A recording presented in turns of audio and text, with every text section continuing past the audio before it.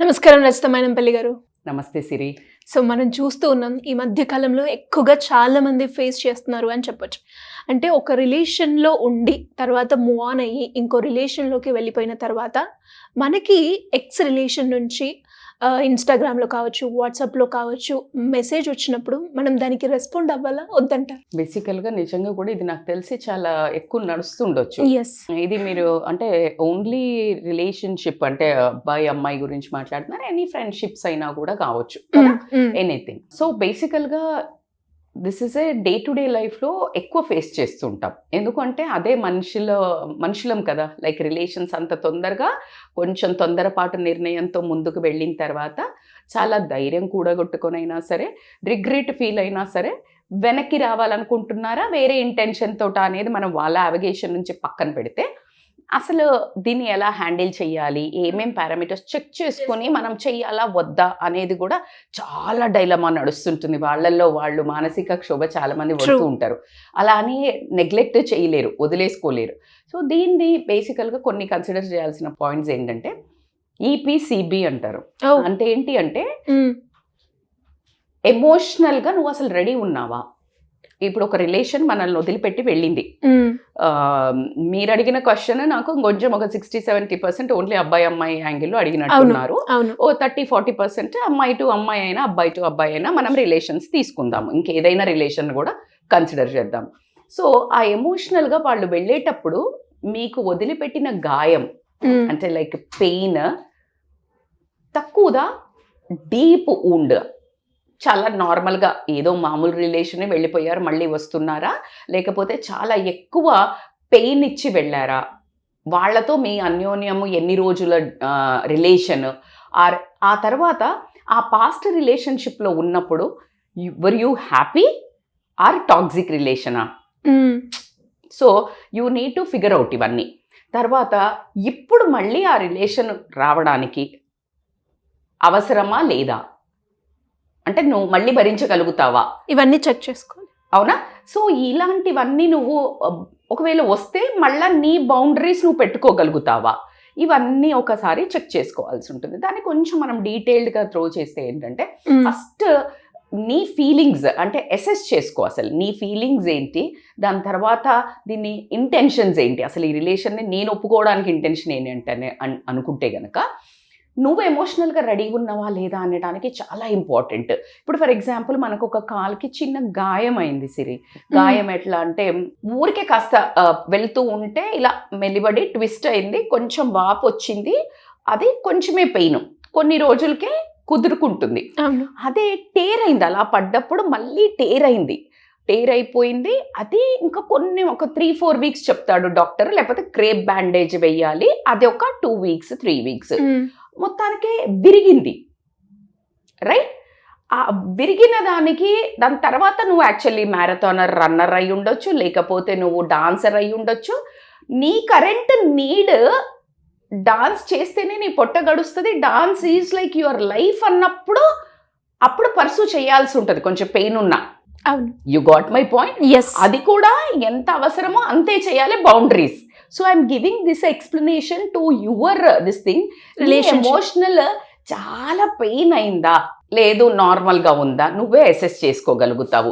మనం ఇప్పుడు వాళ్ళు వచ్చారు కదా ఓకే చేస్తే ఏంటి ఓవర్ చేస్తున్నావు అని మనం మాట్లాడకూడదు.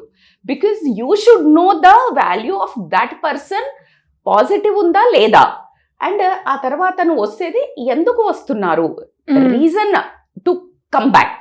ఆ రీజన్ టు కమ్ బ్యాక్లో అంటే బేసికల్గా కరెంట్ నీడ్స్ ఉందా, ఇప్పుడు ఈ రిలేషన్ని మనము ఎంట్రీ చేసుకోవాలా వద్దా. ఫర్ ఎగ్జాంపుల్ ఒక బాయ్ ఫ్రెండ్ గర్ల్ ఫ్రెండ్ ఉన్నారు, విడిపోయారు, బ్రేకప్ అయిపోయింది, విడిపోయారు, ఇంకొక రిలేషన్లోకి అమ్మాయి వెళ్ళిపోయింది, అండ్ దట్ టు వెరీ హెల్తీగా పోతుంది. ఒక పారామీటర్, రెండో పారామీటర్ పెళ్లి కూడా అయిపోయింది.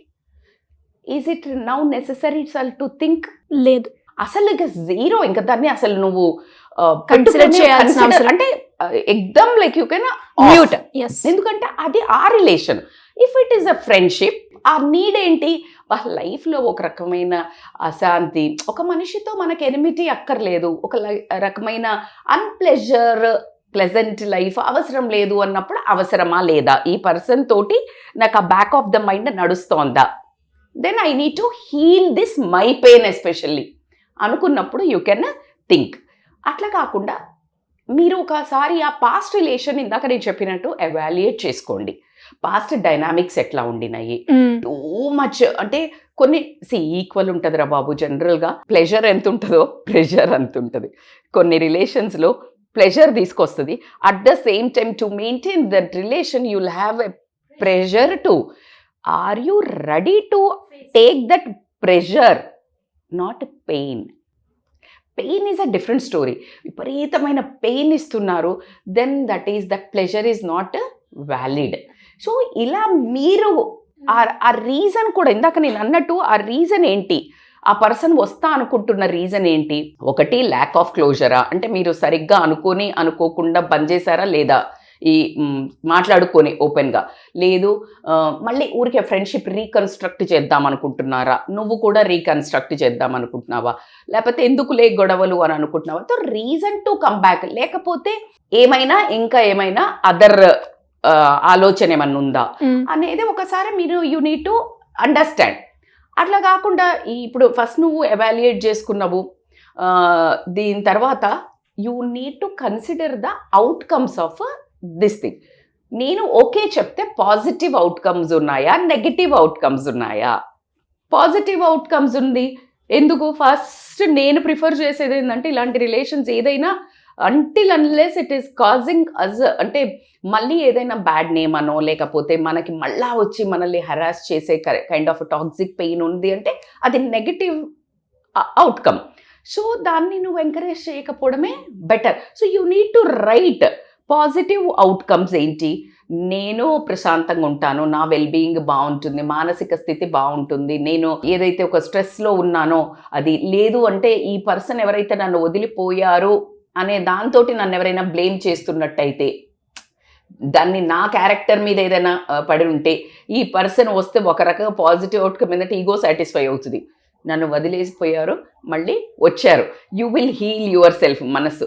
సో అలా వస్తుందా? సో నువ్వు అసెస్ చేసుకో, పాజిటివ్ ఎంత ఉంది, అవుట్. మేడం అట్లా బేరసారాలు వేసుకోవాలా మేడం, ఇట్లా బరాబర్ రాసుకోవాలి. ఎందుకంటే దీస్ ఆర్ ద అసెస్మెంట్స్.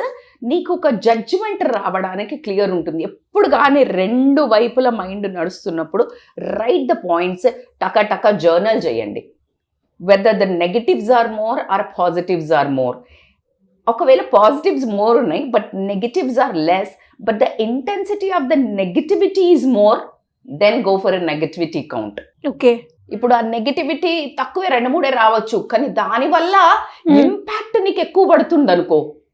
ఇప్పుడు నువ్వు 10 రోజులు నిన్ను హెరాస్ చేసి నువ్వు ఆ పెట్టే టాక్సిక్ దాంతో నువ్వు సూసైడల్ టెండెన్సీకి పోవడమో, డిప్రెషన్ పోవడమో, వాళ్ళు ఫోన్ ఎత్తకుండా 2-3 రోజులు ఉంటున్నారు పాస్ట్ రిలేషన్లో, లేకపోతే నిన్ను అబుక్కున చేయి చేసుకున్నారు, లేకపోతే అందరి ముందు అరిచారు, అది 1-2 సార్లు అయి ఉండొచ్చు.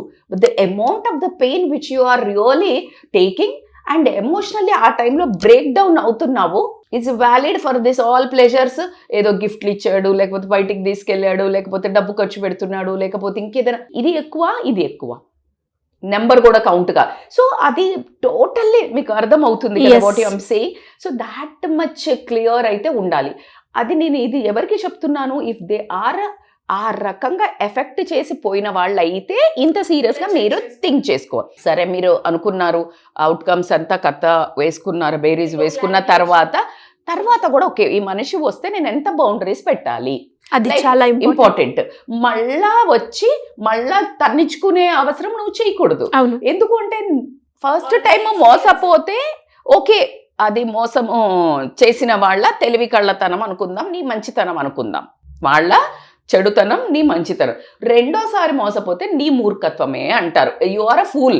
సో కాబట్టి you need to set boundaries, clear boundaries and communicate that boundaries clearly. So boss, like if you are coming into my relation, this need not to be done. ఇలాంటివి జరగకూడదు, ఇలా నన్ను మళ్ళీ మాట్లాడకూడదు, ఇలా నువ్వు కన్ఫ్రంట్ మొత్తం క్లియర్గా ఓపెన్గా ఖచ్చితంగా డిస్కస్ చేశారు కాబట్టి ఇప్పుడు మీరు డిసైడ్ అవ్వాలి కదా, నేను తీసుకెళ్లాలా ఈ రిలేషన్ని వద్దా అనే దాన్ని కూడా you need to positively think చేయండి. ఇప్పుడు కమ్యూనికేట్ చేద్దాం నేను మళ్ళీ వాపస్ అనుకున్నప్పుడు హానెస్ట్గా వెళ్ళండి. మళ్ళీ మీరు రిలేషన్ స్టార్ట్ చేయాలి అనుకున్నప్పుడు హానెస్ట్గా కమ్యూనికేట్ చేయండి ఆ రిలేషన్ని. ఒక రకమైన ఆల్రెడీ లోతు ఎంత ఉందో తెలిసింది. అవును. Swimming is little bit easier for you if you are alert. If you are alert. So కాబట్టి ఆ లోత్ ఎంత, ఆ మనిషి లోత్ ఎంత, మనిషి బిహేవియర్ ఎంత తెలుసు కాబట్టి you need to go positively and with honest. ఒకవేళ మీరు రెడీ లేరు, టైం కావాలనిపించింది, హ్యాపీగా టైం తీసుకోండి. ఇప్పటికిప్పుడే మీరు అర్జెంటుగా చెయ్యక్కర్లేదు. ఎందుకంటే ఇప్పుడు ఆ పర్సన్ సీరియస్గా ఉంటే he will get back to you again. If he tried ఒక రాయేస్ చూశాడు అని అంటే చూసాడో అనుకుంటే గనక మళ్ళీ వాళ్ళలో డైల్యూట్ అయిపోయింది కాబట్టి నీకు పెద్ద ఎనర్జీ పట్ల. If you are not ready to respond అసలు అంటే happily take your own call. Because ప్రపంచంలో నీ వెల్ బీయింగ్కి మించిన అస్తిత్వం అయితే ఏం లేదు. ఎందుకంటే ఆర్థిక సమస్యల్ని హ్యాండిల్ చేయొచ్చు సిరి, మానసిక స్థితిని దెబ్బగొట్టే వాళ్ళని హ్యాండిల్ చేయటం చాలా కష్టం. సో ప్రపంచంలో అన్నిటికంటే ఈ మధ్య నేను కొంచెం ఒక 5 to 8 years 10 years బ్యాక్ చూస్తే everybody use to wish happy birthday, I wish you A happy prosperity and ఇట్లా పెట్టేవాళ్ళు. ఇప్పుడు ఐ డోంట్ నో మరి నేను అబ్జర్వ్ చేస్తున్నానా లేకపోతే నేను పెడుతున్నానా కానీ బట్ నేను చూసినంత వరకు health and happiness and peace అని పెడుతున్నారు. Health, happiness, peace rather than success, prosperity has become a second layer. Yes, to me. Accepted. So this is how ఏమున్నా peace is the which is అంటే ఎన్ని డబ్బులు పెట్టినా ఎన్ని కోట్లు పెట్టినా దొరకదు, రాని పరిస్థితి అయితే ఉంది. సో కాబట్టి ప్రమోట్ యువర్ వెల్ బీయింగ్. దీంట్లో ఈ పర్సన్ని నీ లైఫ్లోకి ఎంటర్ చేసుకోవాలా అని అడగడానికి నువ్వు ఒక ట్రస్టెడ్ ఫ్రెండ్, మంచి వాల్యుబుల్ గైడ్ ఇచ్చే వాళ్ళు ఉంటే, లేకపోతే ఫ్రెండ్స్ని అప్రోచ్ అవ్వకండి. మీ రేంజ్ ఆఫ్ ఫ్రెండ్స్ని you go for a little matured, ఇంకొంచెం అబో. లేదు అంటే take a counsellor, seek support.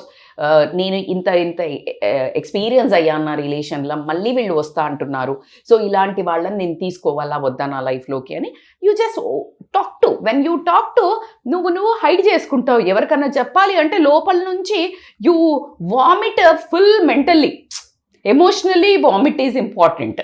So that you will do with you.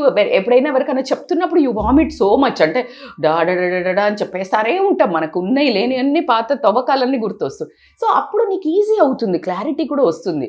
అందుకని ఎవరితో అయినా మనం మాట్లాడినప్పుడు ఎంత ఫ్రీడమ్ ఉంటుంది కదా, చక్కగా అంత ప్లెజెంట్ కదా. సో అది ఒకటి మీరు డిసైడ్ చేయండి. అండ్ డిస్కస్ చేసిన తర్వాత ద వే యూ కమ్యూనికేట్ ఎలాగా కూడా అంటే first you need to set. ఒక ఎగ్జాంపుల్ చెప్తా. ఇప్పుడు ఫర్ ఎవరు పెట్టారు, so hi I'm very appreciate your communication to come back, let's work together, let's focus on this relation. So matured enough. ఒకవేళ మీకు ఇష్టం లేదు అనుకుందాము, ఒకవేళ మీకు ఇష్టం లేదు అనుకుంటే కూడా I'm not interested to take this ahead, I'm not ready to go for again forward, hope you are well, not to hurt them, hope you are well. అసలు అది కూడా కమ్యూనికేట్ చెయ్యలేని కొన్ని రిలేషన్స్ ఉంటాయి మనకు. అసలు మనసుకు కూడా రానివద్దురా బాబు వీళ్ళు నా లైఫ్లో. Then just ignore that. Ignore silence is the message that you are not ready for the communication. దీంట్లో ఓవరాల్గా మీకు అర్థమై ఉంటుంది, it's a particularly tailor made. ఎవరిని రానివ్వాలి, ఎవరిని రానివ్వద్దు మన మనసులోకి. ఇప్పుడు అదే గనక వాళ్ళకి పెళ్ళైపోయింది, అసలు అన్నెసెసరీ లేదు. నీకు ప్రెషర్ క్రియేట్ చేస్తాడు అని ఒక వైలెంట్ క్యారెక్టర్స్ ఎవరైనా ఉన్నాయి, ఊరికి ఇట్లా హెరాస్ చేస్తారు, ఓకే, జస్ట్ యాజ్ ఎ ఫ్రెండ్గా ఆ ఫ్రెండ్గా రానిస్తే కూడా ఏమైనా ఎఫెక్ట్ చేస్తాడా? అమ్మాయి అయితే అమ్మాయి, అబ్బాయి అయితే ఫస్ట్ అయితే when you entered in to the marriage relation I prefer not.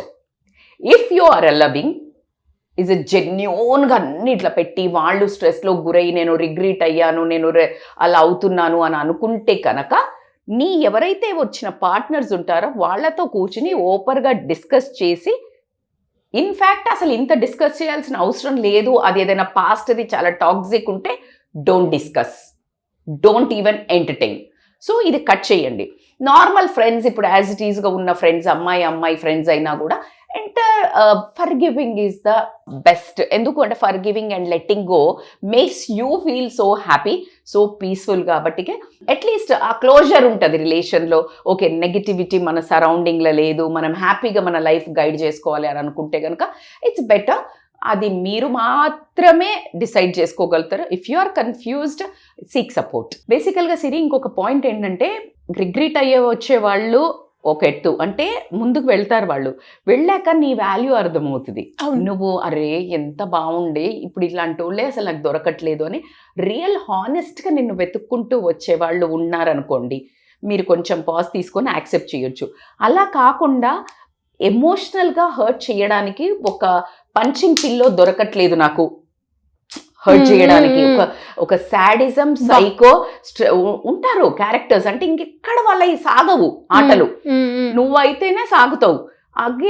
నిన్ను మళ్ళా గ్రిప్లోకి తీసుకుని మళ్ళా నిన్ను, అదే కదా మనం ఎమోషనల్ ఫూల్ ఉండే వాళ్ళతో ఇదే ప్రాబ్లం. కాబట్టి నిన్ను మళ్ళా పంచింగ్ బ్యాగ్ లాగా యూజ్ చేయడానికి, మళ్ళా నిన్ను ఎమోషనల్గా ఈజీగా హర్ట్ చేయగలిగితే వాళ్ళకు ఒక రకమైన, అంటే నీ మీద హిప్నటైజ్ అంటారు కదా, నిన్ను మొత్తం ఇట్లా వశీకరించుకొని నేను ఇబ్బంది పెట్టడానికి నువ్వైతేనే ఈజీ అని వచ్చే వాళ్ళ కూడా ఆలోచించుకొని సెకండ్ టైం మాత్రం చాలా కేర్ఫుల్గా make them enter in to your lifes. True madam, and చాలా క్లారిటీ ఇచ్చారు. మేము రెస్పాండ్ అవ్వాలా వద్దా అన్న దానికి. నిజంగా చాలా మందికి కూడా ఈ డౌట్స్ ఉన్నాయి, దాన్ని ఏ విధంగా చెక్ చేసుకోవాలి. మీరు చెప్పిన ప్రతి పాయింట్లో కూడా అరే ఇంత అలర్ట్ ఉండాల్సిన అవసరం ఉంది మనము అని అనిపించింది మీరు మాట్లాడే మాటల్లో. ఇలా ఎవరికైనా కూడా కన్ఫ్యూజన్ స్టేట్లో ఉన్న వాళ్ళు, ఫ్యామిలీ పరంగా కావచ్చు, రిలేషన్షిప్లో పరంగా కావచ్చు, కౌన్సిలింగ్ కావాలి అంటే ఎలా అప్రోచ్ అవ్వాలి madam? So it's a very important to have a support అని మాత్రం కంపల్సరీ చెప్తాను. సో ఖచ్చితంగా they can call us for online or offline counselings. ఎందుకంటే తొందరపడే నిర్ణయము, ఎస్పెషల్లీ ఇలాంటి డిసిషన్, మళ్ళీ జీవితంలో ఒకసారి మనకు ఆప్షన్ దొరికింది వదిలించుకోవడానికి, దొరికినాక ఇంకో రెండోసారి నువ్వే మళ్ళీ అగాధంలో పడ్డం అనేది కూడా ఒకసారి ఆలోచించుకోవాల్సిన విషయం. టేక్ కేర్ అండ్ మీ మనస్సు మాటతో పాటు బుద్ధి, ఇంటెలెక్చువల్ అండ్ ఎమోషనల్లీ స్ట్రాంగ్ అవ్వండి, because you can really decide your life very well. Thank you madam, thank you so much. Thank you so much Siri.